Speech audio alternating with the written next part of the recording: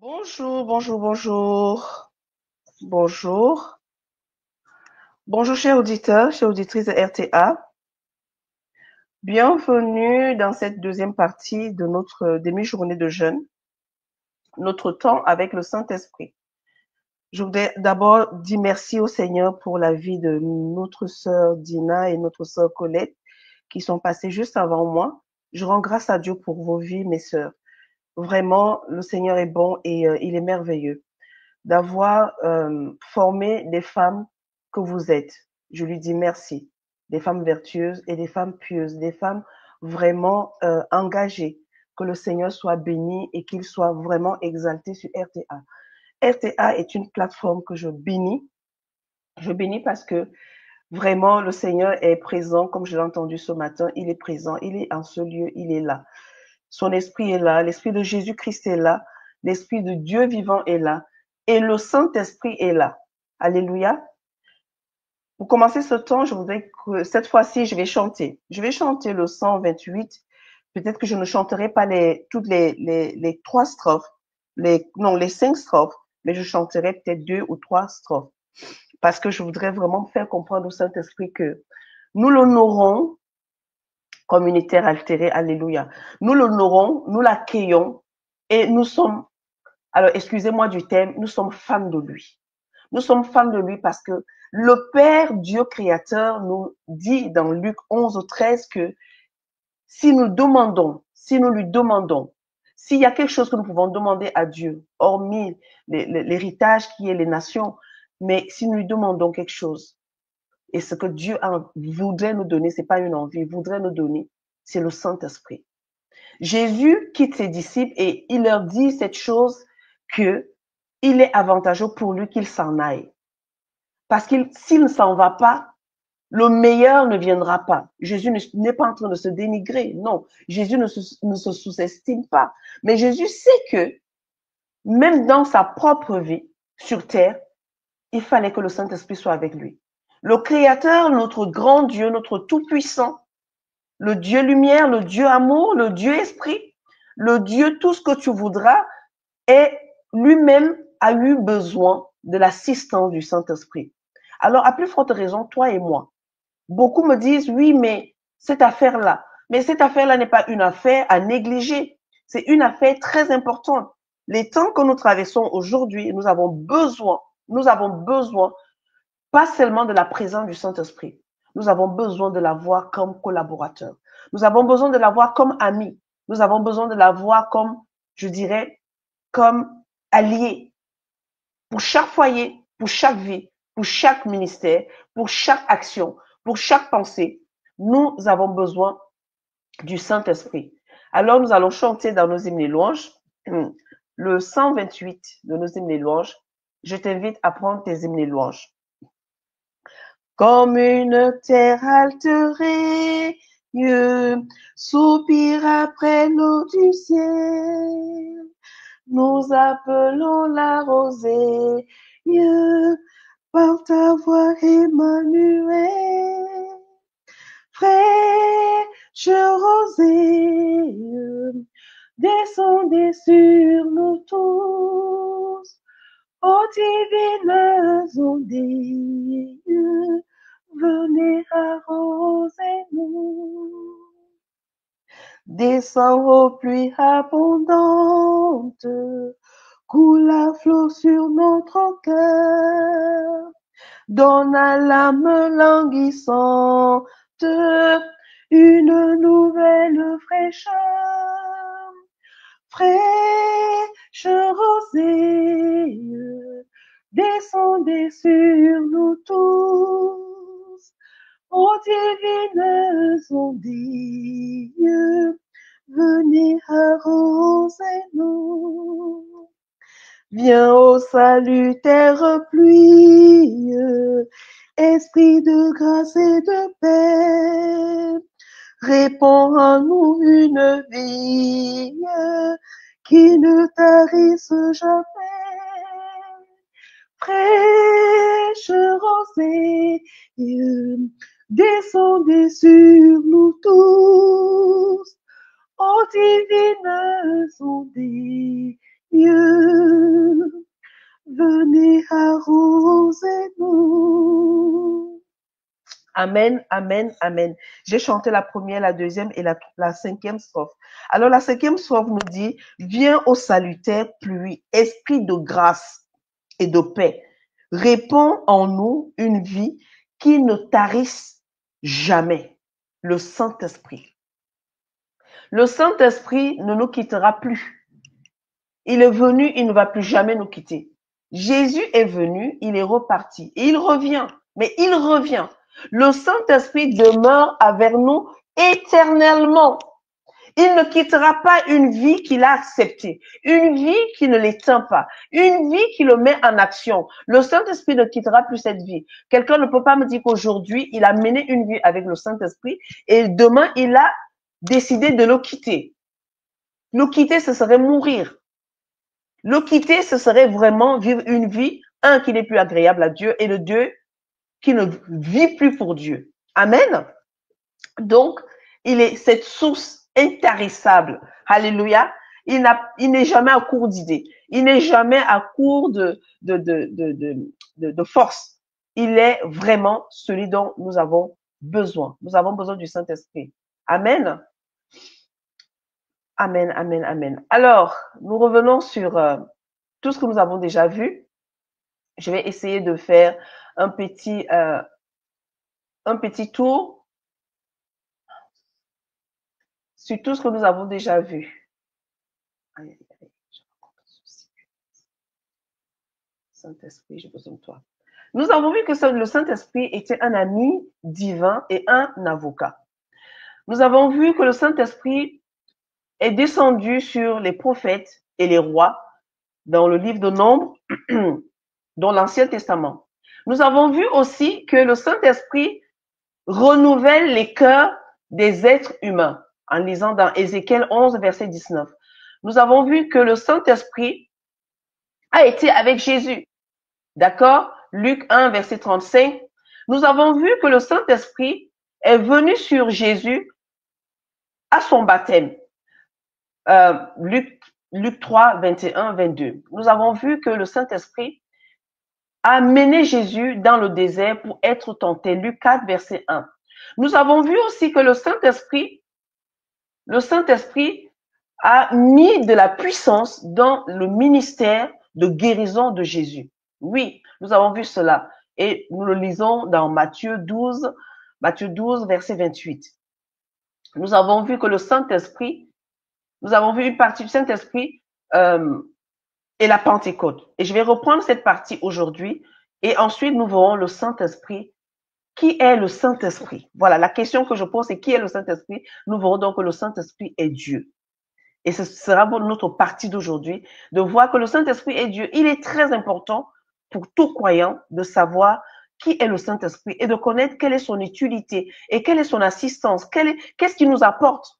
Je me suis rendu compte que sans cette connaissance-là, nous pouvons entendre parler du Saint-Esprit comme si c'était juste une force, comme si c'était juste une puissance, comme si c'était... Mais ce que nous avons vu depuis le mois de janvier, je pense, nous pouvons comprendre que le Saint-Esprit, je crois le mois de décembre, je ne sais plus trop, tu me le diras, le Saint-Esprit, nous devons effectivement étudier, nous devons comprendre, nous ne devons pas juste venir et dire Saint-Esprit viens, Saint-Esprit sois là. Nous ne saurons jamais quel est son rôle dans notre vie, quel est son rôle dans notre ministère, quel est son rôle dans cette situation. Le Saint-Esprit peut jouer un rôle important même dans une maladie. Le Saint-Esprit peut jouer un rôle parce qu'il est celui qui donne la vie. Il est celui qui ramène la vie là où la vie n'existe plus. Il est celui qui ressuscite. Jésus ressuscite les morts, mais avec l'action du Saint-Esprit. Amen. Donc, revoyons cette partie, le Saint-Esprit et la Pentecôte. Alors, pour ce qui me concerne, moi, Flora, d'accord, je trouve que c'est une partie très intéressante. C'est une partie très intéressante puisqu'effectivement, nous sommes au mois de mars et puis on nous parle de la Pâque. Beaucoup s'arrêtent, beaucoup ne connaissent même pas ce qui s'est passé en cette période-là. À la Pentecôte, la promesse de Jésus selon laquelle il allait accorder le Saint-Esprit à l'Église a été accomplie. Donc, ça n'a pas été une promesse qui est restée sans son accomplissement. Je dis Alléluia. À la Pentecôte, donc, cette promesse va s'accomplir. Et depuis ce jour, La troisième personne de la Trinité, je nommais le Saint-Esprit, est présent dans l'Église. Depuis ce jour-là, il est présent dans l'Église. Il est présent dans la vie de tous les chrétiens. Il est présent. Lisons dans Acte 2, verset 28. Acte 2, verset 28. D'accord? Acte 2, verset 28. Lisons et voyons ce que nous dit Acte 2, verset 28. Je vais prendre ma Bible. Je prends ma Bible. Tu prends ta Bible aussi. C'est une partie que je vais faire vite fait parce que je n'ai pas prévu, puisque la dernière fois, nous avons eu des soucis de connexion. J'ai eu des soucis de connexion. Vous n'étiez pas concernés. Acte 2, verset 28, il est écrit ceci. Acte 2, verset 28. Non, acte 2, verset 38. Pardonnez-moi. Acte 2, verset 38. Autant pour moi. Il est écrit, Pierre leur dit, répentez-vous et que chacun de vous soit baptisé au nom de Jésus-Christ pour le pardon de vos péchés. Et vous recevez le don du Saint-Esprit. Voilà donc ce qui s'est passé à la Pentecôte. Ils ont pris un temps de faire le point avec leur propre vie. Ils ont fait table rase de leur passé. Ils se sont mis en accord de la repentance. La repentance, changer de chemin, prendre un nouveau chemin. Le Saint-Esprit est la conséquence d'une repentance profonde. Sans une repentance profonde, il ne peut pas œuvrer avec nous, ou alors il ne peut pas collaborer avec nous. Je dis nous et je me mets dedans. Pierre leur dit, repentez-vous et que chacun de vous se fasse baptiser au nom de Jésus-Christ pour le pardon de vos péchés et vous recevez le Saint-Esprit qui a été promis. Comme je l'ai mentionné dans le moment du mois de janvier, effectivement le mois de janvier, le Saint-Esprit est la conséquence d'une repentance profonde. C'est important que nous vivons une vie de repentance, que nous vivons une vie de renoncement, que nous vivons une vie avec la grâce de Dieu, de délaisser les choses qui ne sont pas agréables à notre Dieu. Alléluia. C'est très important. Qu'est-ce qui était nouveau à la Pentecôte? Depuis la Pentecôte, le Saint-Esprit est clairement révélé comme étant une personne distincte du Père et du Fils. Alléluia. C'est pour ça la partie d'aujourd'hui sera très importante pour comprendre cette partie de la Pentecôte. Amen. Le Saint-Esprit est clairement révélé à la Pentecôte comme étant une personne distincte du Père et du Fils. Il fait partie des trois. Nous ne pouvons pas mener une vie chrétienne, dit Dieu est grand, Jésus-Christ est Seigneur, et ne pas prendre en compte la présence du Saint-Esprit. Ce serait vraiment commettre une erreur. C'est comme dit Dieu est lumière et n'est pas considéré le Dieu amour. C'est comme dit Dieu est amour et n'est pas considéré le Dieu esprit. Et on vit une vie, je dirais, incomplète. Parce que Dieu est complet et nous ne pouvons pas prendre Dieu dans un aspect et laisser un autre aspect. Nous ne pouvons pas prendre Jésus en tant que sauveur et oublier qu'il est Seigneur. Il faut qu'il règne sur ma vie. Nous ne pouvons pas prendre ces deux-là, le Père et le Fils, et oublier le troisième qui fait partie de la Trinité parce que les trois fonctionnent ensemble. Les trois, il n'y a pas un qui néglige l'autre. Quand le Père veut parler du Fils, il dit le Fils est meilleur. Quand le Fils veut parler du Père, il dit que sans le Père, je ne peux pas faire ce que je fais. Et quand le Saint-Esprit est là, Jésus dit que non, non, non, non, non. Moi-même que vous voyez là, je n'ai pas le niveau de celui qui va arriver. Et le Père, pour créer, il a eu besoin du Saint-Esprit. Mais nous, des hommes limités, des hommes pécheurs, nous voulons mener une vie sans le Saint-Esprit. Bien-aimés, chers auditeurs, chères auditrices de RTA, c'est Flora qui parle ici. Mais je ne parle pas parce que je suis Flora, je parle parce que quelqu'un m'a envoyé te dire que tu as besoin du Saint-Esprit. Tu as besoin d'avoir une connaissance sur lui. En fait, je veux dire que il est celui-là qui nous permet de rester éveillés. Il est celui-là qui nous permet de mener une vie qui est agréable. C'est lui qui nous conduit à la transformation de l'intérieur. Je ne parle pas de l'extérieur. L'extérieur sera obligé d'être transformé. Je veux dire que si l'éclat que Ruth ou Esther va avoir sur son visage dépend de ce que le Saint-Esprit a fait dans son intérieur. Je veux dire que Esther est belle comme toutes les femmes. Toutes les femmes sont belles. Toutes les femmes Toutes les femmes elles sont rayonnantes, elles sont stylées, elles sont élégantes. Mais Esther a un éclat que personne, parmi toutes les femmes qui étaient là, qui attendaient que le roi la choisisse, Esther a l'éclat qui vient du Saint-Esprit. Et cet éclat qui vient du Saint-Esprit n'est pas un éclat, c'est juste une brillance de figure, mais c'est une brillance qui révèle qui est en elle, qui est avec elle, qui marche avec elle, qui a décidé qu'elle devienne ce qu'elle va devenir auprès du roi. Donc, sans le Saint-Esprit, je voudrais dire à une femme, je voudrais dire à un foyer, je voudrais dire à une église, je voudrais dire à un ministère, que sans le Saint-Esprit, tout ce que nous faisons n'est pas approuvé par Dieu. Pourquoi? Parce que il manque cet éclat du Saint-Esprit. Il est celui qui vient donner l'éclat. Dieu crée le monde. Il fait face au chaos. Il est dit que l'Esprit se mouvait. Quand Dieu va parler, l'Esprit va donner l'action. L'action de l'Esprit va donner l'existence de la chose. Alors Dieu lui-même, qui est Esprit, fonctionne avec l'Esprit Saint. Jésus qui n'a jamais péché, qui n'a pas connu le péché, mais qui a pris le péché sur lui, il a eu besoin du Saint-Esprit. Toi et moi, nous avons besoin de lui. Parce que les mauvaises nouvelles vont te terrasser. Mais avec le Saint-Esprit, les mauvaises nouvelles n'auront pas d'impact en toi, dans ton âme, dans ton esprit. Pourquoi? Parce que celui qui est en toi est plus fort que celui qui vient dans le monde. Celui qui perturbe le monde ne peut pas terrasser celui qui est en toi. Mais pour que cela se fasse, il faudrait que toi, tu t'engages. Il faudrait que toi et moi, nous décidons de laisser celui qui est en nous, de grandir, d'agir et d'accomplir la volonté de Dieu à l'extérieur de nous. Amen. Dans cette partie de la Pentecôte, nous avons lu le verset 30 de Acte 2, verset 38. Nous voyons aussi cette partie, depuis la Pentecôte, j'ai dit que depuis la Pentecôte, le Saint-Esprit a été révélé. Il est révélé étant une personne distante qui fait partie de la Trinité. Depuis la Pentecôte, le Saint-Esprit est donné abondamment à tous les fidèles. Je dis bien fidèles.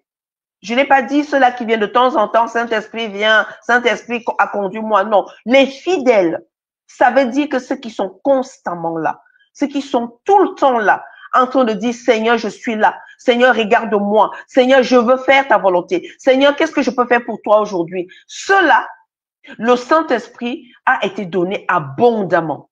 Nous connaissons l'histoire des apôtres dans la chambre haute. Quand ils sont sortis de là, ils parlaient des langues comme chacun pouvait entendre. Dans sa langue, les apôtres étaient capables de parler parce que c'est le rôle du Saint-Esprit. Nous amener, donner à ceux qui doivent être sauvés la possibilité et la capacité d'entendre le Dieu qui les a créés. Donc les fidèles, et pas seulement à un groupe restreint, non. Ce n'est pas à un groupe restreint que le Saint-Esprit a été donné. Non, le Saint-Esprit est donné à tous ceux qui veulent faire la volonté de Dieu, à tous ceux qui veulent mener une vie qui soit agréable à Dieu, à tous ceux qui veulent mener une vie de chrétiens, de croyants, d'enfants de Dieu, de fils. Le Saint-Esprit est donné abondamment. Donc, ce n'est pas une histoire qu'on va faire la fine bouche, où on va se dire, si je peux seulement l'entendre. Non, non, il faut pas seulement l'entendre, mais il faut la voir avec soi. Il faut créer une relation, une communion, une intimité avec lui, parce qu'il sait tout, il voit tout, il peut tout. Nous allons le voir tout à l'heure dans sa posture de Dieu. Depuis la Pentecôte, le rôle du Saint-Esprit consiste à représenter Jésus. Oui, Jésus n'est plus là. Son esprit est là, oui. Mais pour que Jésus soit représenté dans nos vies, dans nos ministères, dans nos foyers, oui, j'insiste, les foyers. Les foyers où nos enfants grandissent, où les maris sont censés être des sacrificateurs, où les femmes sont censées être, moi j'appelle le ministre de l'Intérieur, celle qui organise tout, celle qui dit à Satan, tu n'as pas accès ici dans cette maison. À cet endroit-là, le Saint-Esprit, Jésus est représenté par le Saint-Esprit. Et parce que le Saint-Esprit est envoyé par le Père et le Fils, il représente également le Père. Il représente Dieu dans nos vies. Parce qu'il crée, nous allons le voir. Alors, pour finir cette partie de la Pentecôte, bien-aimés, Pierre a expliqué que lors de l'effusion du Saint-Esprit à la Pentecôte, la prophétie qu'on trouve dans Joël 2, 28 à 32 était en train de s'accomplir. Et je voudrais qu'on lise cela, parce que tu vas me dire, mais Flora, tu parles, c'est écrit où? Joël 2, verset 28 à 32. Je vais le lire vite fait. Il est écrit, après cela, je répandrai mon esprit sur toute chair. Vos fils et vos filles prophétiseront. Vos vieillards auront des songes et vos jeunes gens des visions. Amen. Même les serviteurs et sur les servantes. Donc ici, ce n'est pas un groupe de personnes. Tous ceux qui ont le désir, je vais dire que qui vont accepter Jésus, qui ont le désir de servir Dieu en tant qu'enfant de Dieu, en tant que serviteur.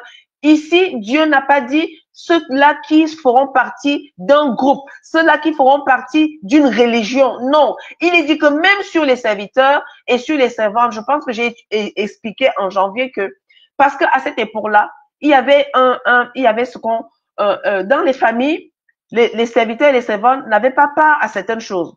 Et Dieu va venir il va venir dire quelque chose de très bouleversant ici. Il va dire que non, je vais reprendre mon esprit sur tous les serviteurs et tous les servantes parce que vous avez des gens chez vous qui vous servent, mais vous mettez ces gens à l'écart alors qu'eux aussi sont censés me connaître.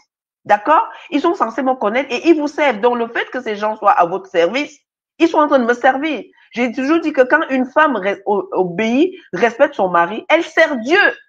Quand un homme aime sa femme, il sert Dieu. Quand un enfant obéit, honore ses parents, c'est un service à Dieu. Oui, oui, oui, oui, oui. Nous servons Dieu quand nous menons une vie de respect les uns envers les autres. Nous servons Dieu. Donc, beaucoup passent à côté du service à Dieu en attendant aller prêcher à quelqu'un, en attendant aller annoncer que Jésus sauve à quelqu'un, alors que à côté dans la maison, dans le même lit, il y a quelqu'un qui peut être un agent que Dieu a mis à côté de nous pour que nous puissions le servir.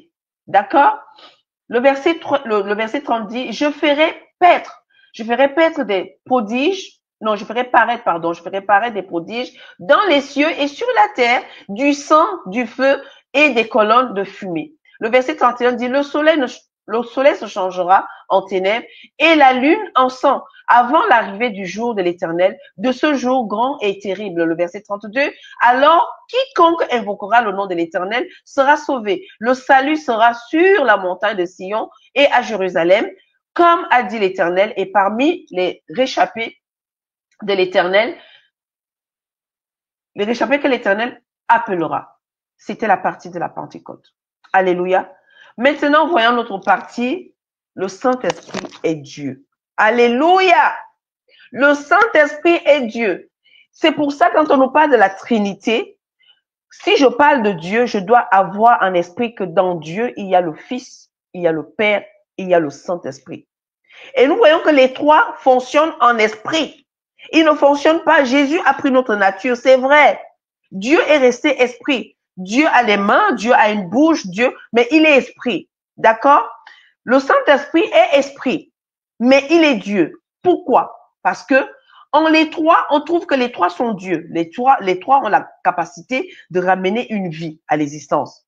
Mais comme ils fonctionnent tous les trois, mais chacun à l'intérieur a un rôle bien défini. Mais ils sont tous les trois Dieu. Donc allons-y. Je vais encore chanter une strophe du 128 de nos hymnes et louanges. Cette fois-ci, je vais chanter la troisième strophe qui dit « Ne laisse en nous rien d'aride. Ne laisse en nous rien d'aride, qui ne soit fertilisé. Que le cœur le plus avide soit pleinement arrosé. Fraîche rosée, descendez sur nous tous, ô divines ondées, venez arroser nous. Notre Père, notre Dieu qui est dans les cieux, nous te rendons grâce, être à te louer, être à t'adorer, être à te bénir, Seigneur, notre Dieu, pour tes bontés, pour ta fidélité, pour tes grâces, Seigneur, multiples, pour ta présence. Seigneur, notre Dieu, notre Père, merci. Merci pour la vie de Jésus-Christ. Merci pour le sacrifice de Jésus-Christ. Merci pour le sang de Jésus-Christ qui est répandu en ce lieu, qui neutralise tout esprit contraire à ta volonté, qui neutralise toute action contraire à tes projets, à tes plans pour nous. Merci pour le Saint-Esprit. Merci pour sa présence. Merci pour sa capacité capacité de nous restaurer. Merci pour sa capacité de nous conduire. Oh Saint-Esprit, nous t'honorons. Saint-Esprit, nous t'accueillons. Saint-Esprit, tu as la carte blanche. Tu as le feu vert dans nos vies ici à RTA. Nous te laissons faire dans nos vies ce que le Père a déjà réalisé. Nous te laissons, Saint-Esprit, agir dans nos vies, dans nos foyers, dans chaque aspect de nos vies, selon que le Père demande. Ô Saint-Esprit, nous ne voulons pas t'empêcher de faire quoi que ce soit en ce lieu. Nous ne voulons pas te dire ce que tu dois faire en ce lieu. Nous voulons simplement, Saint-Esprit, nous voulons tout simplement te laisser agir comme tu sais le faire. Agis en ce lieu dans la vie de tout un chacun, dans la vie d'une auditrice, dans la vie d'un auditeur, dans la vie d'un foyer, dans la vie d'un ministère, dans la vie de cette personne fidèle qui veut te connaître, qui veut toujours marcher avec toi. Saint-Esprit, fais-toi plaisir. Nous te disons merci de nous avoir accepté, d'accepter d'habiter dans ce corps limité afin de faire de ce corps un instrument de justice pour la gloire de Dieu. Amen, amen, amen. Alléluia. Le Saint-Esprit est Dieu. Alléluia. J'ai la joie qui remplit mon cœur. Vous savez, il y a certaines connaissances, quand vous les trouvez, quand j'ai dit c'est un trésor. Quand tu trouves cela, la joie qui remplit ton cœur ne peut pas être volée. Et cette joie-là te régénère. Cette joie-là redonne vie. S'il y avait des cellules mortes en toi, cette joie-là vient les réveiller. Cette joie-là vient les restaurer. Parce que c'est une joie qui ne vient pas de mon travail, qui ne vient pas de ma famille, qui ne vient pas d'une relation. C'est une joie qui vient d'en haut. C'est une joie qui vient du Saint-Esprit. C'est pour ça qu'en Galates 5, verset 22 nous dit que le fruit de l'Esprit, c'est l'amour, la joie et la paix. Et il y a le reste, mais je m'arrête sur ces trois-là parce que ces trois-là, quand ces trois-là entrent dans notre vie, mes amis, même si tu avais vieilli de 10 ans, tu retrouves la jeunesse. Même si tu étais cassé par une situation, tu retrouves la force. Parce que ces trois-là nous donnent la suite, la patience, la douceur, la maîtrise de soi. Alléluia. Donc, il faudrait que ces trois-là déjà soient là. Si tu fais attention à ces trois-là, tu auras le reste. Parce que les situations compliquées seront toujours là. Mais quand ces trois sont avec toi, tu ne manques pas de joie, tu ne manques pas de paix, tu ne manques pas de force, tu ne manques pas d'éclat. Oui, oui, oui, c'est compliqué, mais tu brilles. Gloire à Dieu. Alors, notre première lecture va être dans Acte 5, versets 3 à 4. Acte 5, versets 3 à 4. Alléluia. Bien sûr, la technique. Alléluia. Merci beaucoup. Il est écrit ceci. Pierre lui dit, Ananias, pourquoi Satan a-t-il rempli ton cœur au point que tu mentes au Saint-Esprit et que tu aies retenu une partie du prix du champ? Verset 4. Il n'eût pas été vendu, ne te restait-il pas? Et après qu'il a été vendu, le prix n'était-il pas à ta disposition? Comment as-tu pu mettre en ton cœur un pareil dessein? Ce n'est pas à des hommes que tu as menti, mais à Dieu. Au départ, Pierre lui dit, Ananias, d'accord? Il dit, tu as menti au Saint-Esprit. Et il va lui faire comprendre que quand tu mens au Saint-Esprit, c'est à Dieu que tu mens, mes amis. Alors nous menons une vie, oh notre Dieu, notre Père. Jésus en partant nous a dit, voilà celui qui vient prendre la place. Donc si nous négligeons la présence du Saint-Esprit, si nous méprisons la présence du Saint-Esprit, sachant que c'est Dieu que nous méprisons.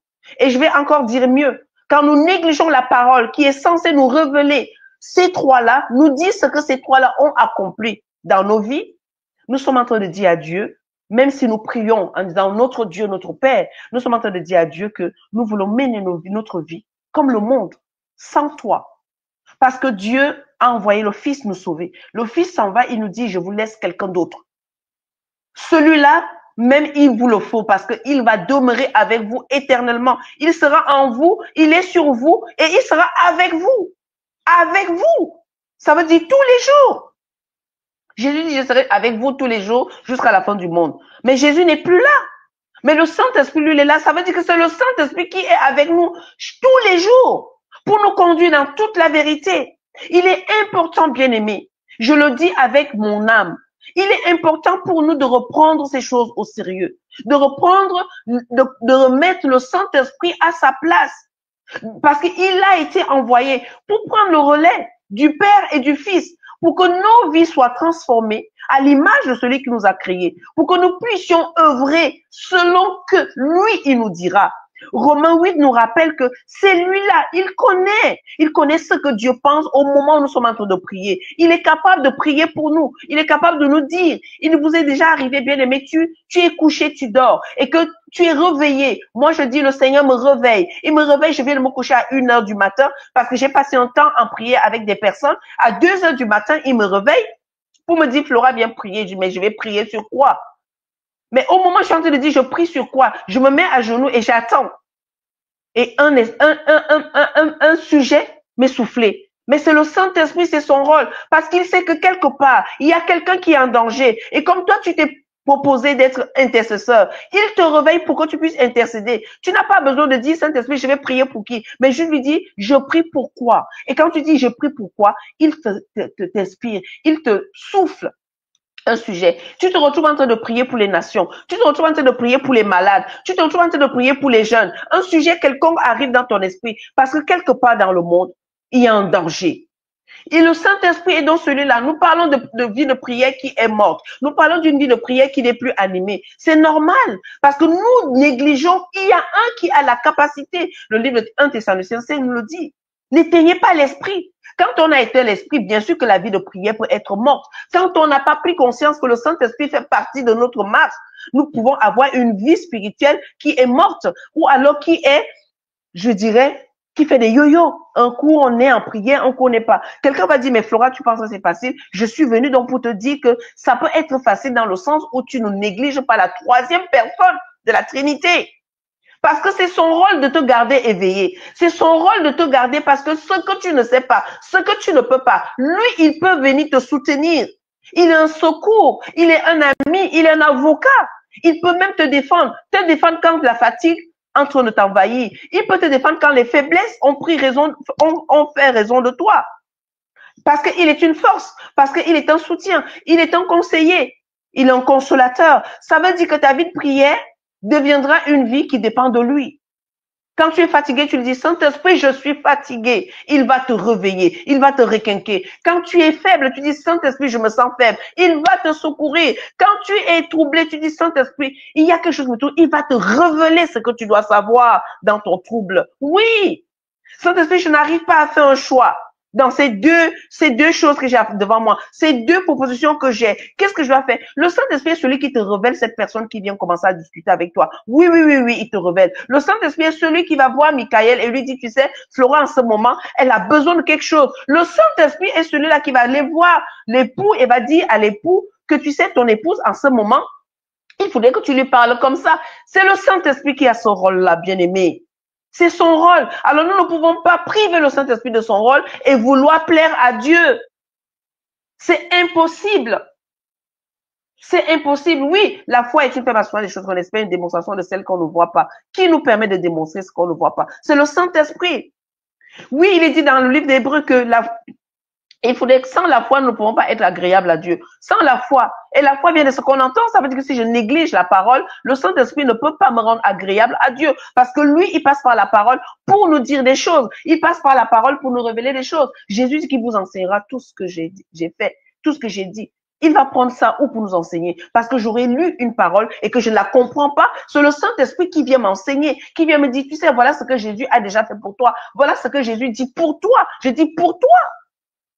Donc, sur mesure. Le Saint-Esprit est celui qui vient fonctionner avec nous sur mesure, selon les plans de Dieu dans notre vie. Il est le seul à pouvoir nous conduire. Or, si le Saint-Esprit n'est pas là, nous devenons des personnes jalouses. On regarde quelqu'un qui est en train de réussir, on regarde une sœur qui chante très bien et on commence à... Mais pourquoi avoir de la jalousie? Parce que nous ne mettons pas le Saint-Esprit à sa place. Pour qu'il nous révèle quels sont les projets de Dieu pour notre vie, quel est le plan de Dieu pour ma vie. Le Saint-Esprit, c'est son rôle, parce qu'il va me révéler qui je suis et il va me révéler quelles sont mes capacités, quels sont mes talents et mes dons.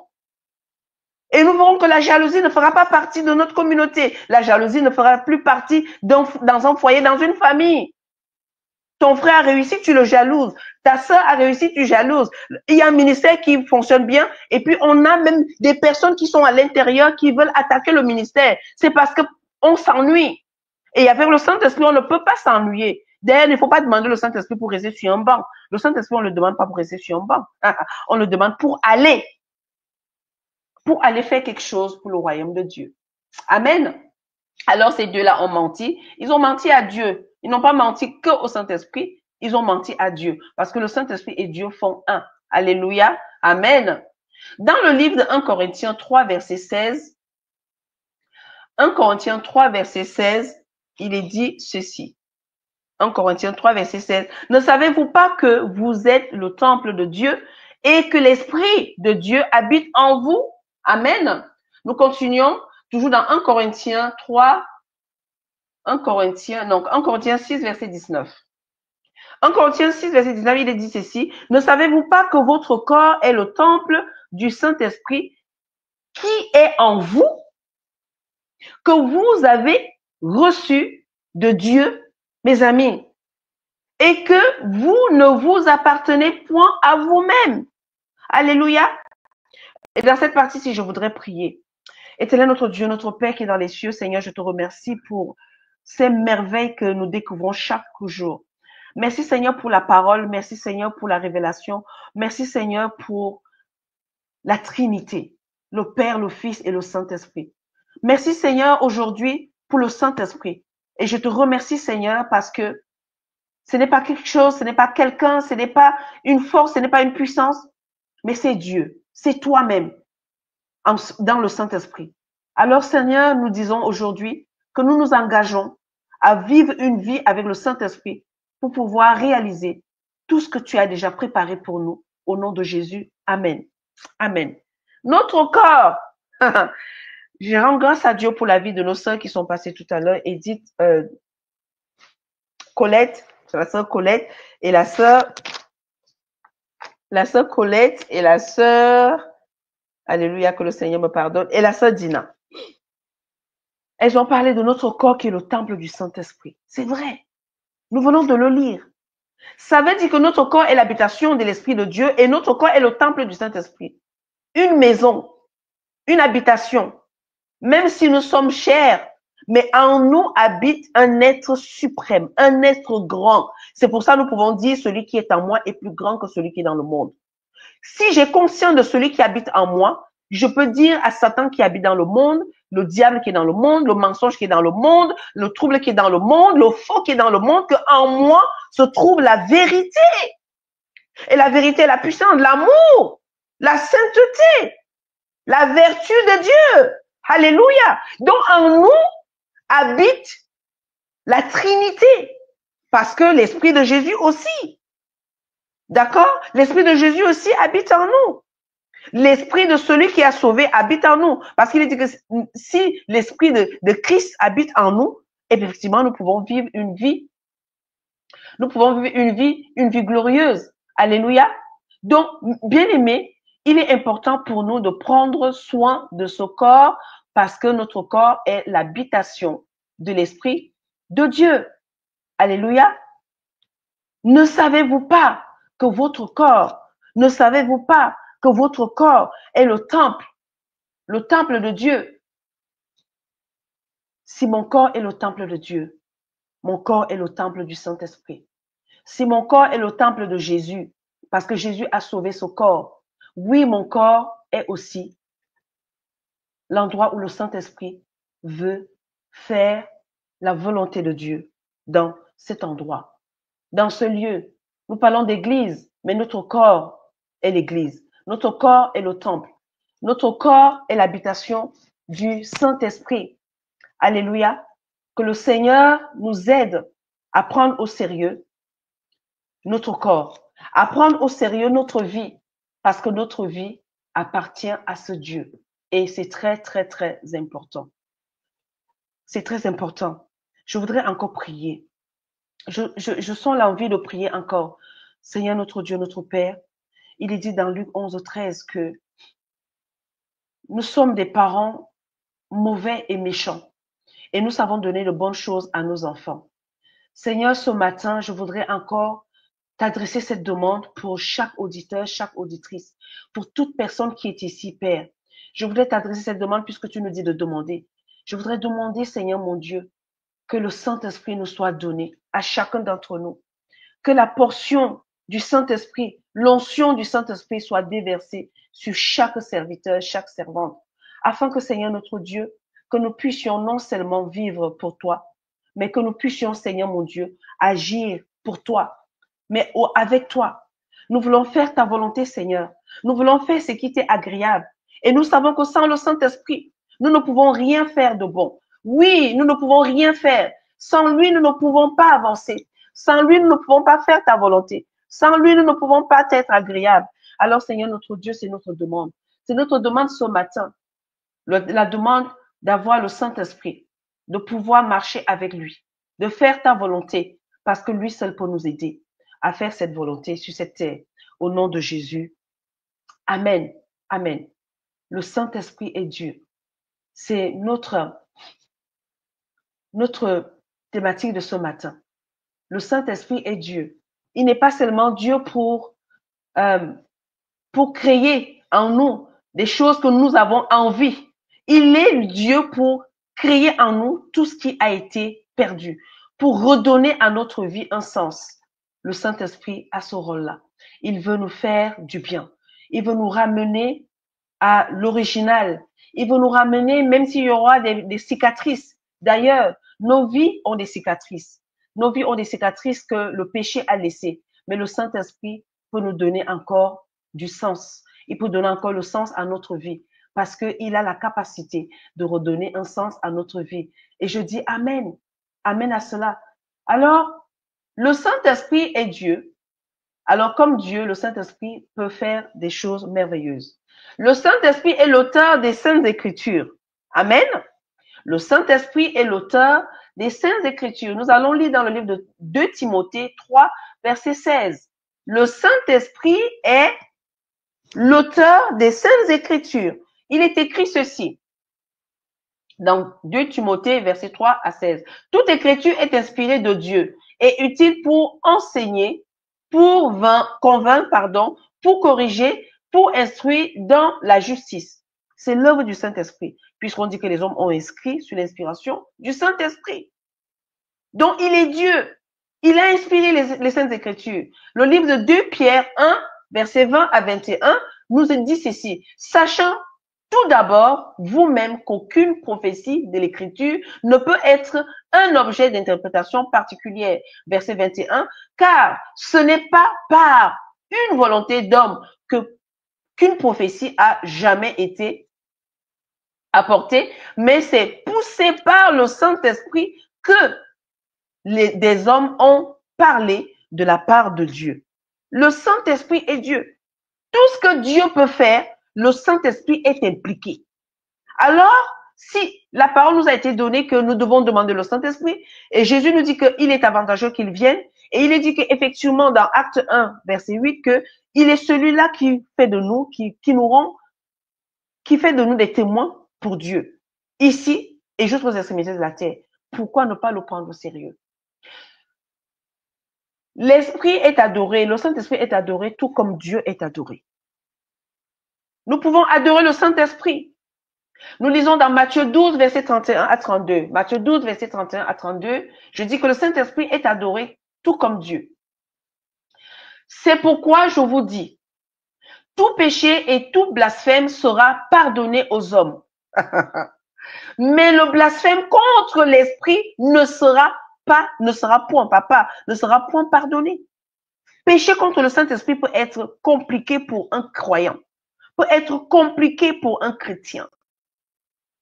Verset 32, quiconque parlera contre le Fils de l'homme, dont Jésus, il lui sera pardonné. Mais quiconque parlera contre le Saint-Esprit, il ne lui sera pardonné ni dans ce siècle, ni dans le siècle à venir.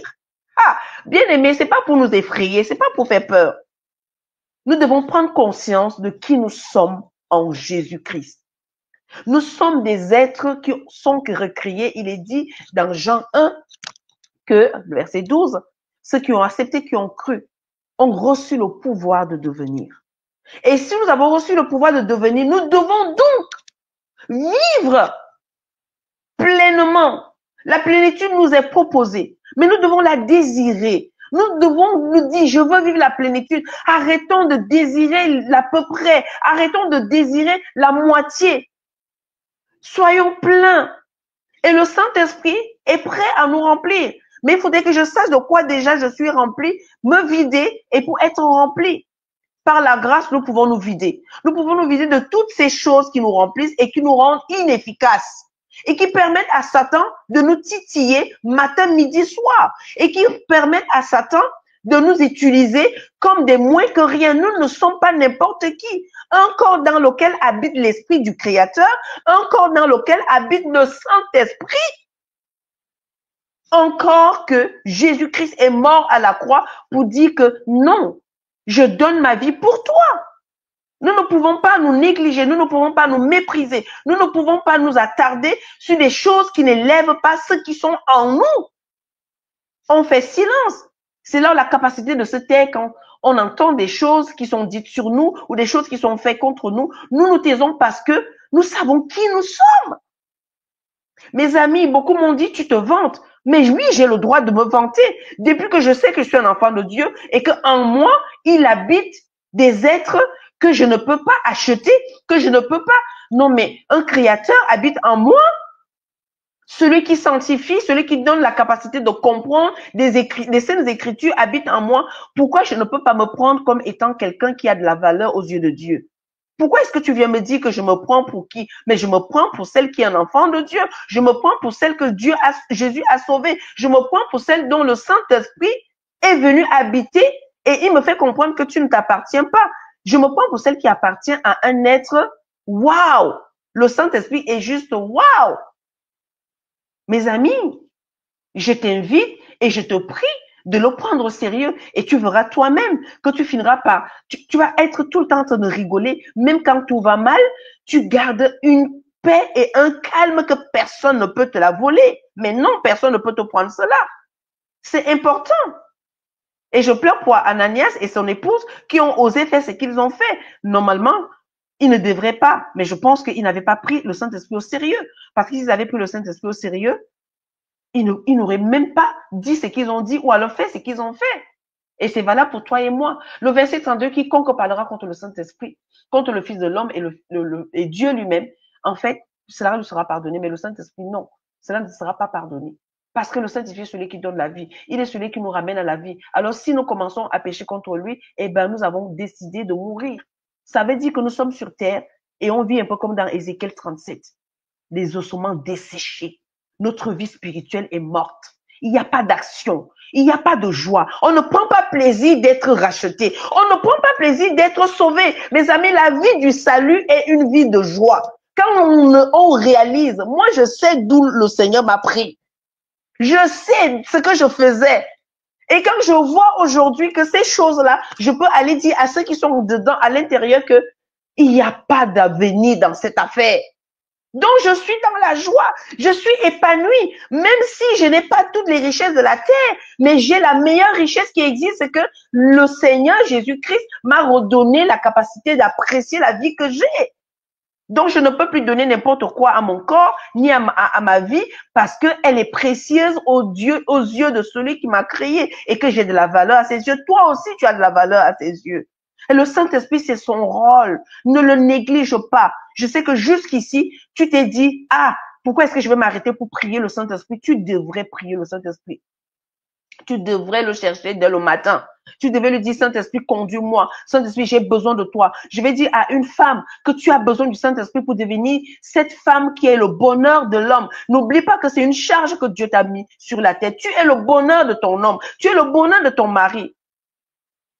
Tu es le bonheur de ton mari.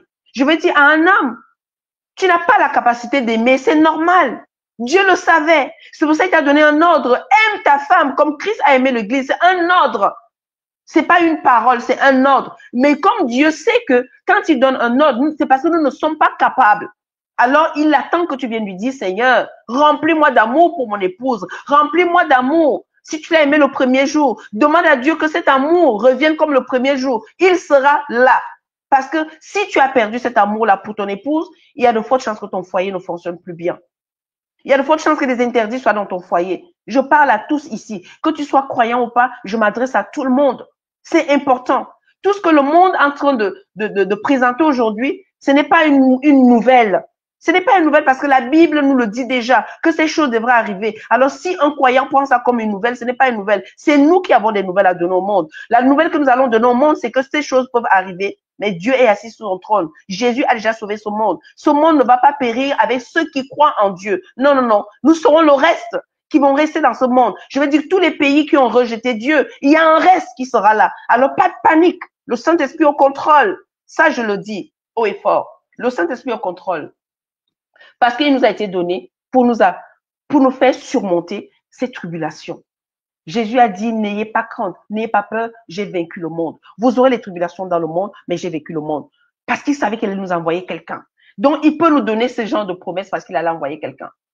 Oui, bien aimé. Le verset 19 dit ceci, allez, faites de toutes les nations des disciples, les baptisant au nom du Père et du Fils, au nom du Père, du Fils et du Saint-Esprit. Pourquoi les trois? Pourquoi les trois? Je ne comprends pas. Moi-même, il fut un moment où je disais, oh Dieu, oh Dieu, oh Dieu. J'avais oublié le Fils. Et puis, il m'a fallu découvrir le Fils. Et un jour, j'ai commencé à dire, Seigneur Jésus, Seigneur Jésus. Mais aujourd'hui, je découvre que non, je ne peux pas m'arrêter qu'aux deux. Il y a un troisième. Donc aujourd'hui, quand je me sens un peu mal, je dis Saint-Esprit, je me sens mal. Parce qu'il m'a dit que mon corps était son temple et que je ne m'appartenais pas. Alors quand je veux me sentir mal, je ne vais pas dire oh Dieu. Je dis Saint-Esprit, je me sens pas bien. Et ce corps-là, c'est ton corps. Hein. Quand j'ai des attaques, oui, j'en ai. Oh oui, j'ai des attaques dans mon corps. J'ai des attaques, des choses qui me piquent. Hein, les moments où j'ai l'impression que j'étouffe, que quelqu'un est en train de m'étrangler, je me mets à tousser dans la nuit. J'ai dit, Saint-Esprit, on attaque ton corps. Qu'est-ce que tu fais? Et une fois que je dis ça, je sens comment les mains qui me serraient me lâchent. Et je dis, Saint-Esprit, je te remercie. Parce que moi, je ne suis que là pour interpeller. Interpeller que voilà, Saint-Esprit, à ce moment-là, ben, ton corps, il est attaqué. Hein, parce que ce corps-là te porte. Donc, il faudrait que tu fasses quelque chose. Peut-être que je parle à quelqu'un dans cette partie. Il y a une maladie qui est en train de ruiner ta vie. Il y a une situation qui ruine ton corps. Je parle de ton corps, de ton être. Il y a une situation qui te donne la honte. Tu peux demander au Saint-Esprit. Tu peux le prendre au sérieux à partir de là. Lui dis, Saint-Esprit, j'ai une situation qui me donne la honte. Il faudrait que tu viennes m'aider à me débarrasser de cette situation. Il y a quelqu'un qui est dans une connexion, une relation qui ne te, c'est-à-dire une relation qui ne te donne pas la joie, qui ne procure pas ce que tu aimerais. Tu peux interpeller le Saint-Esprit. Il y a un enfant de Dieu, il y a une jeune fille. Il y a une jeune fille à cet endroit, hein, qui est angoissée, qui est triste parce qu'effectivement, je ne sais pas ce que ce garçon t'a dit. D'ailleurs, ce n'est pas le garçon avec que tu devrais fréquenter. Dis au Saint-Esprit. Tu as accepté Jésus, tu es jeune. Dis au Saint-Esprit, Saint-Esprit, mon corps est ton temple. Et cette relation, elle me vole la paix. Parce que le Saint-Esprit est celui qui répand la paix, la joie dans ton cœur. Alors, si un être humain vient te voler la paix, va voir le Saint-Esprit et dis-lui que est-ce que cette relation vient de toi? Parce que moi, je te le dis déjà, moi, Flora, que si une relation te vole la paix, cette relation, le Saint-Esprit n'est pas au courant. Il n'est pas informé de cette relation. Cette personne n'est pas venue au nom du Saint-Esprit. Cette personne est venue au nom du diable. Cette personne est venue au nom de Satan.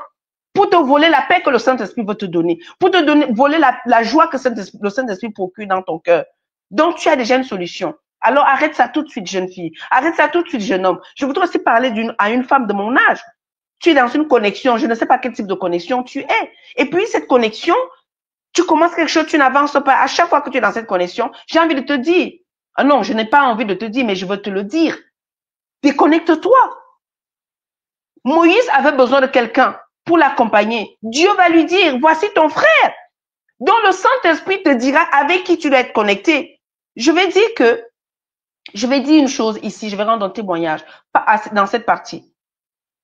La connexion entre Michael et moi, ce n'est pas une connexion que j'ai choisie. Non, non, non, non, non. Ah non, non, je n'ai pas choisi cette connexion. C'est une connexion que le Saint-Esprit lui-même a dit, Flora, je sais que tu as le feu en toi, mais ce feu-là, pour que ce feu-là soit connu, eh ben, je vais te connecter à quelqu'un. Et quand j'ai été connectée à cette personne, à Michael, j'ai découvert une personne que moi, j'avais besoin. J'avais besoin de rencontrer une personne comme ça et je vais dire que dans ma vie spirituelle, c'est le type de personne que je ne peux pas dormir et me dire, oh, Michael, non, elle est dans mon esprit. Pourquoi? Parce que c'est une connexion que Dieu fait. Alors, je voudrais dire ici, devant tous les auditeurs, auditrices de RTA, que vous avez besoin d'une connexion, vous devez vous confier au Saint-Esprit. Si vous vous confiez au Saint-Esprit, il a la capacité d'aller dire à Paul et de dire à quelqu'un d'autre que va, Paul est à tel endroit, il est malade et il a la capacité et dans toute notre vie, le Saint-Esprit a la capacité de faire des connexions. Je vais dire qu'il y a encore une autre connexion. C'est Lintia. Je la connais pas. Je la découvre ici. Mais le Saint-Esprit m'a permis de me dire, tu sais, moi j'ai un problème avec l'informatique. Et quand je vois ce que cette jeune femme peut faire, je dis, Saint-Esprit, mais tu es formidable. Il me connecte à une personne. Du coup, je l'apprécie parce que le Saint-Esprit me fait comprendre que ce que tu ne peux pas, elle le peut. Donc, vous voyez que le Saint-Esprit ne nous connecte pas aux personnes qui vont nous attrister, aux personnes qui vont, non, non, non, ce n'est pas son rôle.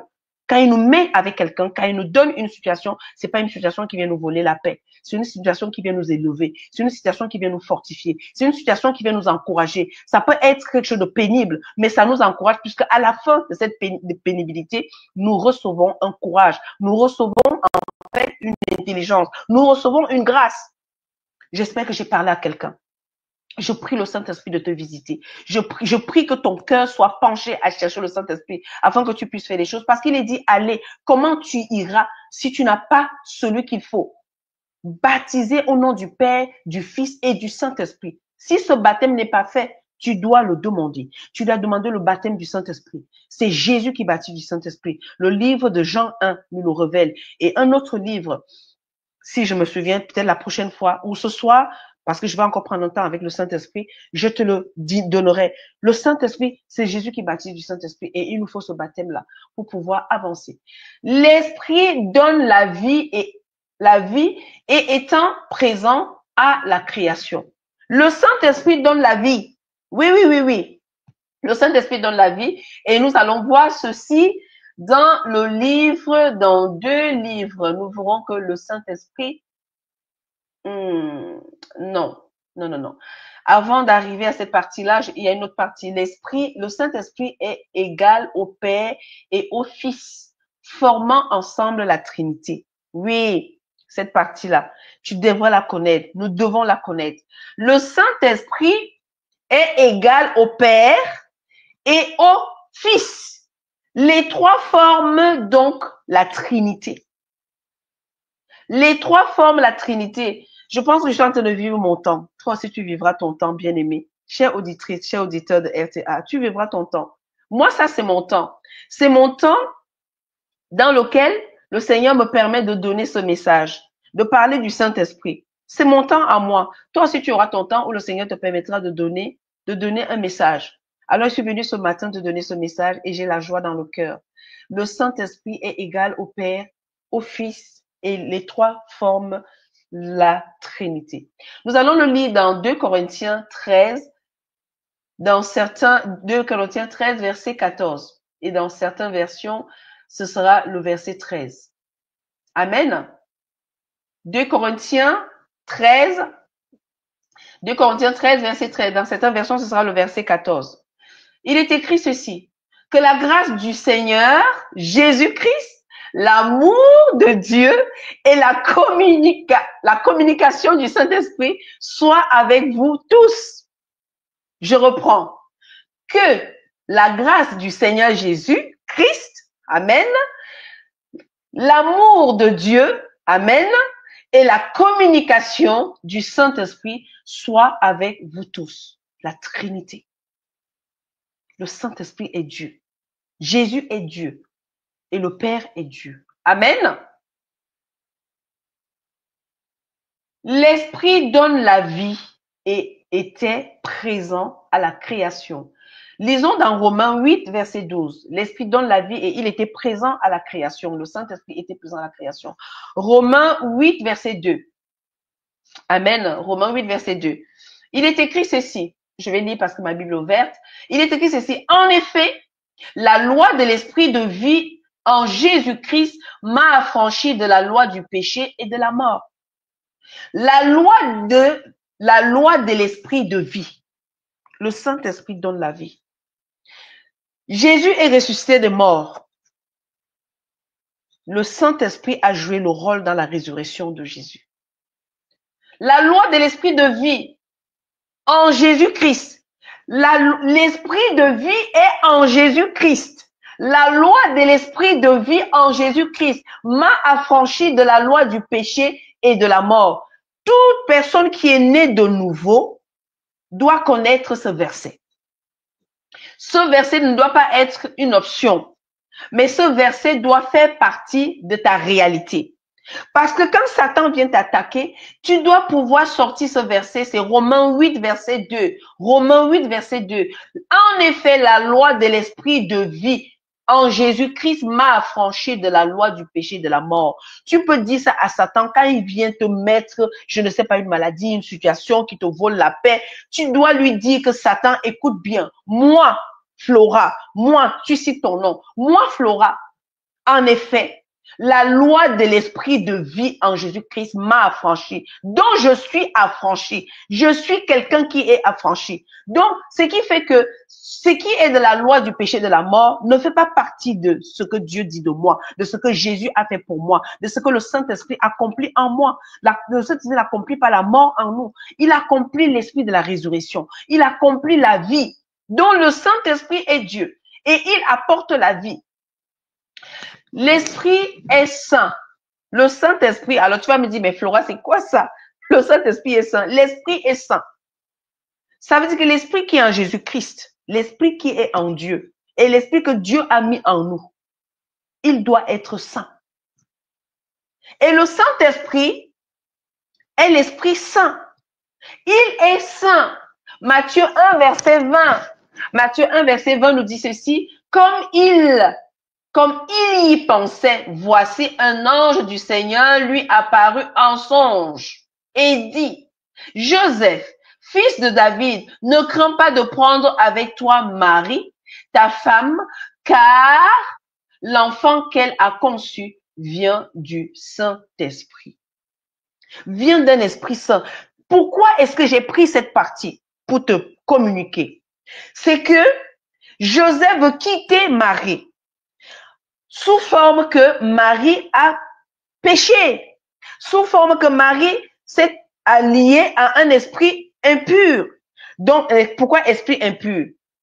Tu as un fiancé. Donc, vous êtes en train de chercher à vous mettre ensemble. Toi, tu reviens, tu dis que tu es enceinte, tu as un bébé dans le ventre. Ça s'est passé comment? Donc, tu m'as trompé.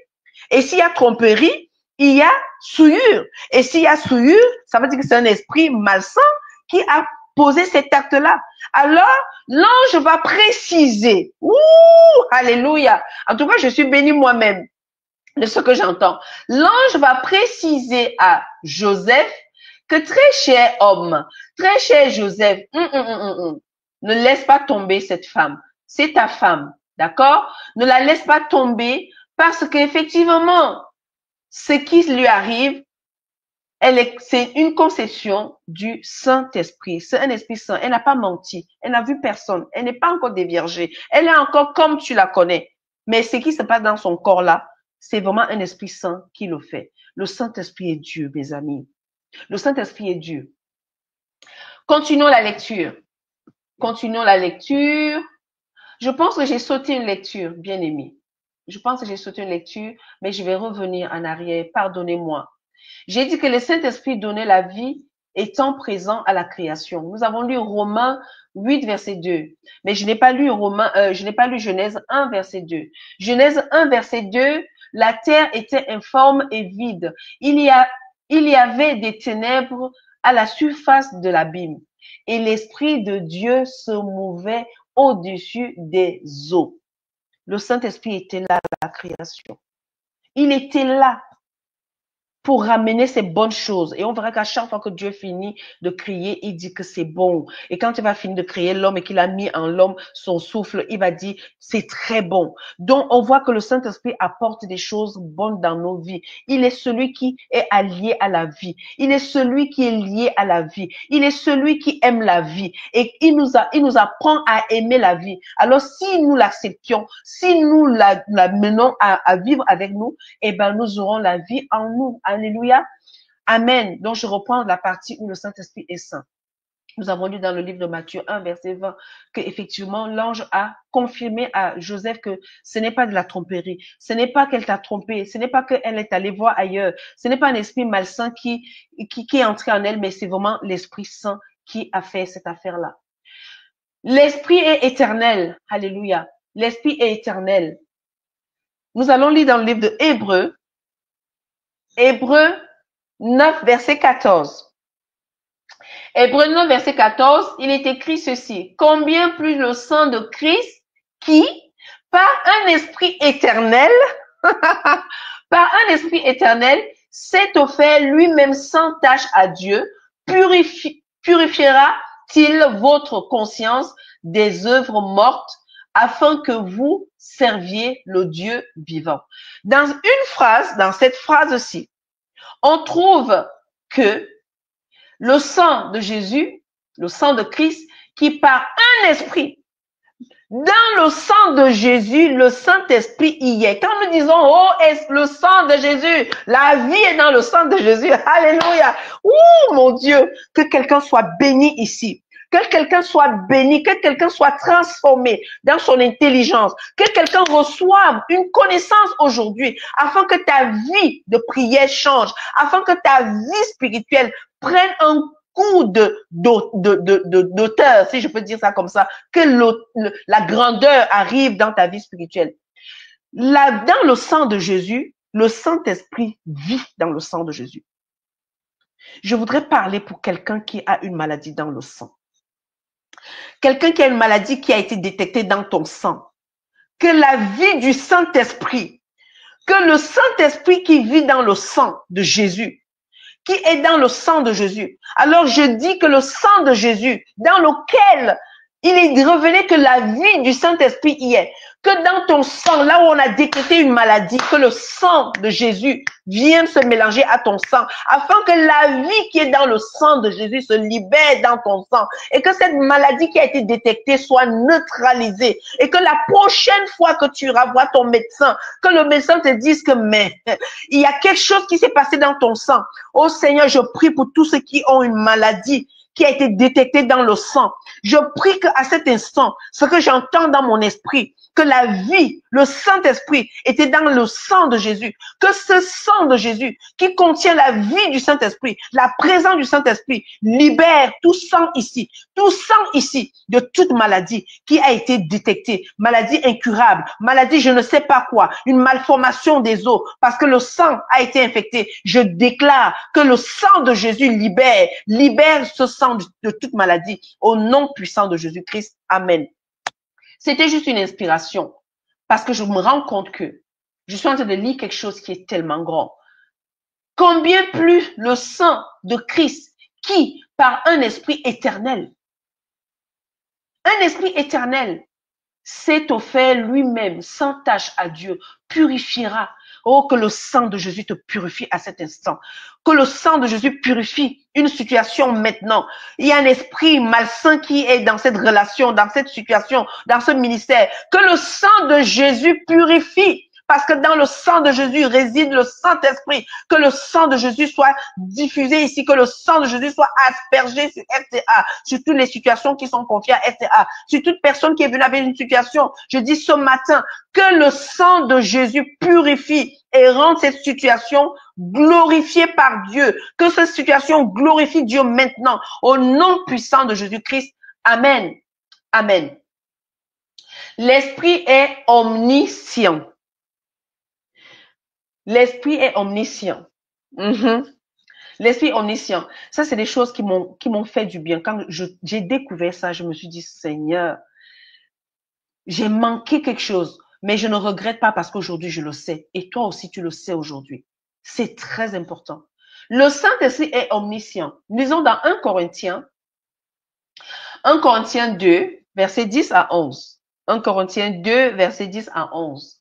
Il est écrit ceci, je vais aller très vite. Il est écrit ceci, combien plus le sang? Non.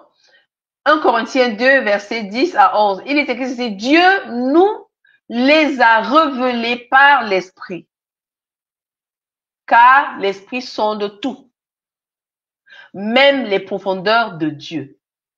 1 Corinthiens 2, versets 10 à 11. Et là, je viens de lire le verset 10. Dieu nous les a révélés par l'Esprit. Bien-aimés, Jérémie 33, c'est ça, hein, Jérémie 33, toi dis que invoque-moi et je te révélerai des choses cachées que tu ne connais pas, des grandes choses. Le Saint-Esprit est celui par qui Dieu passe pour nous révéler des choses. Mais j'aime bien les gens qui me disent, oui, j'ai fait un rêve, et puis voilà, le Seigneur m'a montré que... Mais quand je regarde ta vie, il n'y a pas la vie avec le Saint-Esprit. Je dis, ton rêve, bien-aimé, essaie de prier encore sur ton rêve, et que le Saint-Esprit t'éclaircisse, comme ça tu viendras m'en parler, et on pourra discuter. Le Saint-Esprit a ce rôle-là, même quand nous faisons un rêve que nous ne comprenons pas. Je dis souvent à certaines personnes qui viennent me voir que si tu fais un rêve que tu ne comprends pas, surtout ceux qui sont nés de nouveau, assieds-toi au bord de ton lit et demande au Saint-Esprit de venir t'expliquer, de venir te révéler avant de commencer à dire oui, j'ai fait un rêve, il était compliqué. Mais tu commences d'abord, ton corps ne t'appartient pas. Tu as quelqu'un, il est dit, nous venons de le lire dans 1 Corinthiens 6 versets. Nous avons lu que notre corps est son temple et nous nous appartenons pas. Demande-lui que ce rêve qui est venu dans notre temple là, toi et moi, il s'agit de quoi? Il va te le dire. Je suis en train de lire devant moi que Dieu nous les a révélés. Il nous a révélé des choses. Si tu veux prendre le verset 9, peut-être que tu comprendras mieux. Ou même lire tout le chapitre, tu comprendras mieux. Il nous a révélé par l'Esprit. Car l'Esprit sonde tout. Il sonde tout, même les profondeurs de Dieu. Alors si ce rêve, Satan a mis sa part dedans, le Saint-Esprit est capable de te dire, ce n'est pas de Dieu. Au lieu de comment on dit ça, de t'embêter toute la journée, appeler à gauche, à droite, et puis passer une journée, tu es fâché, tu es triste, tu n'arrives même plus parce que j'ai fait un rêve. Non, tu fais un rêve, il y a une explication. Il n'y a pas un rêve qui ne soit pas expliqué. Qui vient de Satan, qui vient de, je ne sais pas, quelqu'un qui est en train de manipuler ta vie dans les ténèbres. Le Saint-Esprit a la capacité de te révéler. Mes amis, le Saint-Esprit est un être qu'il faut avoir comme ami. Si tu as le Saint-Esprit comme ami, tu te feras pas mentir par n'importe qui, tu te feras pas manipuler par n'importe qui. Tu vas écouter quelqu'un te parler, tu es silencieux ou silencieuse, mais tu sais exactement que ce qu'il est en train de te dire. Lui-même, il n'est pas convaincu. Parce que celui qui est en toi te met dans un état d'esprit de comprendre ou de ne pas entendre ce qui est dit. Mais s'il veut que tu entendes cette chose qui est dit, il te mettra dans la disposition de l'entendre. Le Saint-Esprit a un rôle très important dans nos vies. Alléluia. Il est Dieu. Mais ici, nous voyons qu'il est omniscient. Ça veut dire que il est comme Dieu. Je vais t'expliquer pourquoi. On va d'abord lire le verset 11 et je vais te dire pourquoi le Saint-Esprit est omniscient, comme Dieu. Nous allons lire dans un psaume. C'est dans un psaume que je vais te faire lire ça. Le psaume 139, je te le dis déjà. Le psaume 139, verset 4. Nous allons voir l'omniscience de Dieu. Et le Saint-Esprit est pareil. Nous lisons le verset 11. Le verset 11 dit, lequel des hommes, en effet, connaît les choses de l'homme, si ce n'est l'esprit de l'homme qui est en lui. De même, personne ne connaît les choses de Dieu, si ce n'est l'esprit de Dieu. Ah! Oh, Seigneur, je sens en moi quelque chose qui monte. Quelque chose qui monte. Et là, comme que cette chose monte, je voudrais prier pour tous les auditeurs et les auditrices de RTA. Je voudrais prier pour toi qui es là aujourd'hui ou toi qui seras là demain. Toi qui seras là, je ne serai même plus de ce monde que tu seras là, toi. Parce que moi, je ne sais pas combien de temps il me reste à vivre. Je sais que je vivrai, je ne mourrai pas. Mais un jour viendra, le Seigneur me rappellera à la maison. Mais même quand je ne serai plus là, mais ça, sera là pour toi. Cette parole sera là parce qu'elle ne vient pas de l'homme, elle vient de Dieu lui-même. Elle vient de Dieu. La parole de Dieu ne meurt pas. Dieu ne meurt pas et sa parole non plus. Sa parole vit éternellement avec lui parce que Dieu ne change pas et sa parole ne peut pas changer. Même si nous les hommes nous changeons, nous lisons la parole aujourd'hui et demain nous faisons le contraire. Dieu reste fidèle et sa parole est fidèle avec lui. Amen. Je voudrais dire à quelqu'un, écoute-moi bien, bien-aimé. Écoute-moi. Je voudrais que ce soit le Saint-Esprit qui parle par moi. Dieu nous les a révélés par l'Esprit, car l'Esprit sonde même les profondeurs de Dieu. Lesquels des hommes, en effet, connaît les choses de l'homme, si ce n'est l'Esprit de Dieu qui est en lui. De même, personne ne connaît les choses de Dieu, si ce n'est l'Esprit de Dieu. Quand on lit ce genre de verset, on n'a pas besoin d'aller se prendre la tête à prier sans reprendre ce verset peut-être même 10 fois dans la journée. Il est celui qui connaît ce qui se passe en toi. Parce que ton corps est son temple. Il est celui qui sait exactement ce que Dieu, au moment où toi tu es là, à cet instant, il est quelle heure? Il est 9h19. Dans 11 minutes, je dois remettre l'antenne. Il est celui qui sait à 9h19, nous sommes le 16 mars 2025, le 3e mois de l'année. Il sait exactement, il y a un homme, une femme, il y a un jeune, il y a un ministère, il y a un foyer. Exactement ce qui est en train de se passer. Dans un foyer, c'est les crises de guerre, c'est une crise. Dans un ministère, c'est le trouble total, c'est la persécution.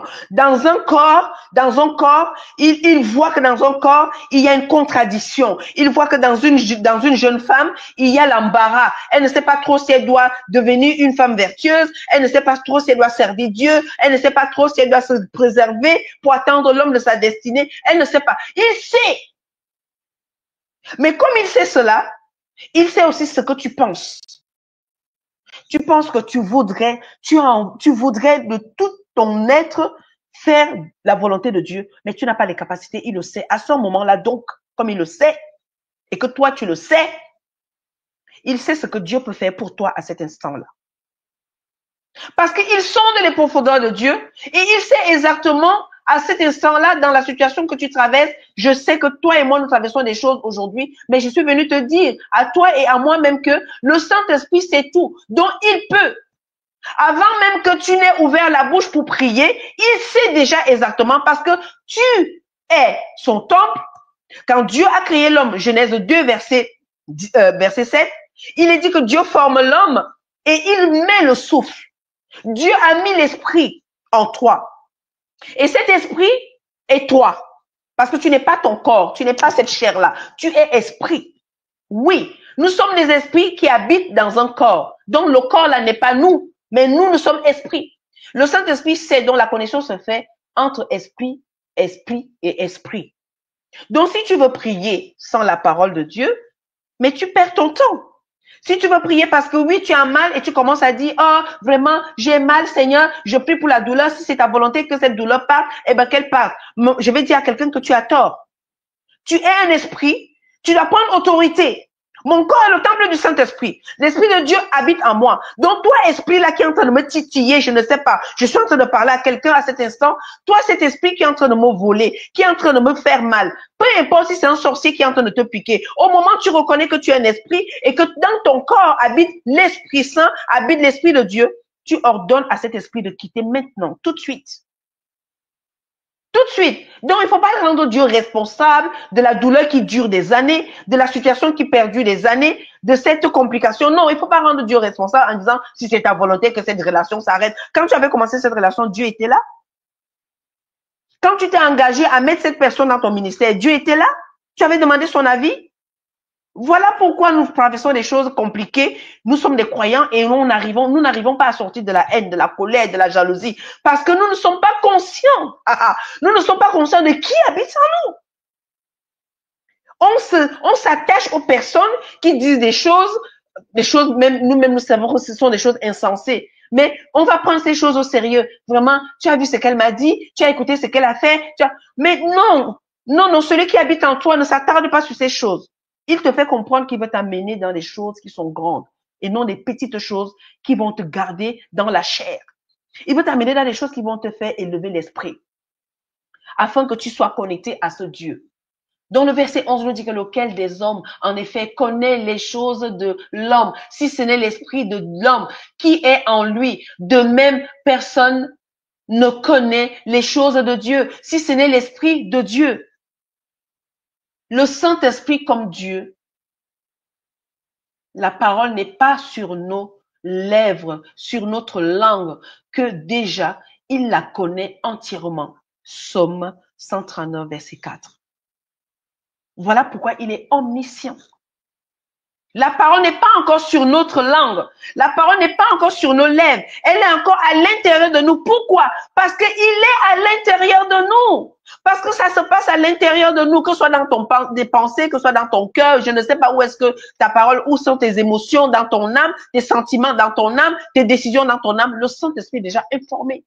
Maintenant, pour que l'action se fasse à l'extérieur, pour que ce qui est à l'intérieur de toi, qui veut se mélanger à l'intérieur de toi, qui veut venir empêcher que les trois habitent en toi et fassent de toi ce qu'ils ont décidé de faire. Le jour, ils ont dit, faisons l'homme à notre image. Parce que je vais dire quelque chose à quelqu'un ici. Quand cette décision a été prise, est-ce que nous savons ce qui s'est passé avant? Ok, nous savons qu'il y a eu le péché, il y a eu ceci. Mais quand on entend, faisons l'homme à notre image, on voit bien qu'il y a une assise. Cette décision est prise, c'est une réunion. Mais qu'est-ce qui s'est dit avant? Il y a eu quoi avant? Ok, nous savons que oui, Satan a fait des trucs dans le ciel, il a été jeté sur terre. Mais je veux dire que là, dans Genèse 1, verset 26, avant ça, il s'est passé quoi, Seigneur? Il s'est passé quoi, Saint-Esprit? Est-ce que tu peux nous révéler ça? Qu'est-ce qui s'est passé? Peut-être que cette révélation, nous n'avons pas besoin. Mais moi, ça me traverse l'esprit de dire que quand il dit, faisons l'homme à notre image selon notre ressemblance, ils sont en train de prendre une décision. Ils sont en train de conclure quelque chose. Est-ce que toi et moi, nous étions là? Non. Nous n'étions pas là. Mais on nous révèle aujourd'hui que en nous, Dieu a mis son esprit. Faisons l'homme à notre image, selon notre ressemblance. Dieu est esprit, le Fils est esprit, le Saint-Esprit est esprit. Et il a fait de nous des esprits. Donc, faisons les hommes comme nous. Ok, on va donner quelque chose en plus. Eux, ils ne sauront pas, ils auront un corps. Mais nous allons nous mettre à l'intérieur d'eux. Donc, quand il y a une maladie qui veut venir te détruire, t'éloigner de Dieu, tu peux commencer à dire, Saint-Esprit, cette maladie m'éloigne de toi. Qu'est-ce que tu en penses? S'il y a une relation qui t'éloigne de Dieu, tu peux commencer à dire, parce que du moment où tu te le dis à l'intérieur de toi, le Saint-Esprit va rendre ça public. Il va rendre ça public, ça veut dire qu'il va faire comprendre aux autres esprits qui veulent te détruire à l'intérieur de toi que je suis maître. Elle l'a dit. Il l'a dit que c'est moi le maître de ce lieu. Alors, il va falloir partir. Ce n'est pas moi qui fais l'intercession aujourd'hui. J'aurais pu entendre l'intercession, mais je vais laisser cette partie-là à ma très chère sœur Michael qui sait le faire parce qu'elle a la grâce dessus. Mais je voudrais prendre une minute parce qu'il me reste 4 minutes. Je voudrais prendre 2 minutes sur les 4 minutes qui me restent et je vais prier. Je vais prier que Saint-Esprit, Dieu le Père, Dieu le Fils, je prie la Trinité à cet instant. Seigneur, nous avons la révélation comme quoi en nous réside le Saint-Esprit, l'Esprit de Dieu, l'Esprit de Jésus. Jésus nous a sauvés, Jésus nous a guéris, il nous a libérés, il nous a sortis de la captivité. Le Saint-Esprit est celui qui nous permet de vivre, de marcher dans la liberté. Alors Seigneur, je veux prier à cet instant que s'il y a encore de la mort dans la vie de chaque auditeur, chaque auditrice, que quelqu'un qui est ici, qu'il y a la mort, peu importe la situation, peu importe le corps, peu importe l'état, partout il y a la mort, que le Saint-Esprit redonne la vie, que le Saint-Esprit recrée quelque chose, que le Saint-Esprit amène la vie, afin que ici à RTA, Seigneur notre Dieu, que ton nom soit glorifié et que le témoignage revienne, parce que nous reconnaissons que tu es Dieu, pas parce que tu ne l'es pas, mais parce que Seigneur, chaque fois que tu fais quelque chose de nouveau dans notre vie, nous avons ce désir et ce souhait de rendre ça public. Alors Seigneur, nous ne pouvons pas rendre des témoignages de ce que nous n'avons pas vécu, ce que nous n'avons pas expérimenté. Jésus dit que nous disons ce que nous connaissons et ce que nous avons expérimenté. Seigneur, nous voulons, je veux prier à cet instant que chacun ici reçoive une expérience, expérimente quelque chose avec le Saint-Esprit. Saint-Esprit, toi qui convaincs de péché, de jugement, de justice, je te prie de saisir un cœur parce que tu habites en nous. Alors que certains d'entre nous, nous t'avons éteint. Ô Saint-Esprit, que ton feu vienne consumer en nous tout ce qui n'est pas de Dieu, tout ce qui n'est pas que Jésus, tout ce qui n'est pas de Jésus, tout ce qui n'est pas de toi, et que la vie reprenne sa place Au nom de Jésus-Christ. Amen, amen, amen. Bien-aimé, je te souhaite un bon dimanche et un bon moment dans la demi-journée de jeûne. Que le Saint-Esprit soit ton allié, ton collaborateur, qu'il soit vraiment celui-là en qui tu fais confiance pour tes situations, pour toutes choses. Dieu est là dans le Saint-Esprit. Jésus est là dans le Saint-Esprit. Mais prononce le Saint-Esprit, appelle-le. C'est une personne. Il a des capacités que tu ignores. C'était Flora pour ce temps avec le Saint-Esprit. J'espère que tu as été béni. J'espère que tu prendras cela au sérieux.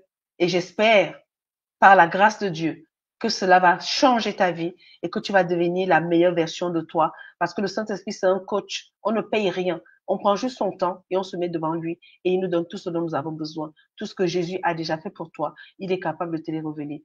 Que le Seigneur te bénisse et bonne continuation dans ce temps de jeûne. Merci pour la personne qui va prendre le relais et je rends grâce à Dieu pour sa vie. Merci pour celle qui était là déjà avant. Que le Seigneur nous bénisse tous ici à RTA et que le nom de Jésus soit élevé et que le Saint-Esprit soit en action dans nos vies. Au nom de Jésus. Amen, amen, amen.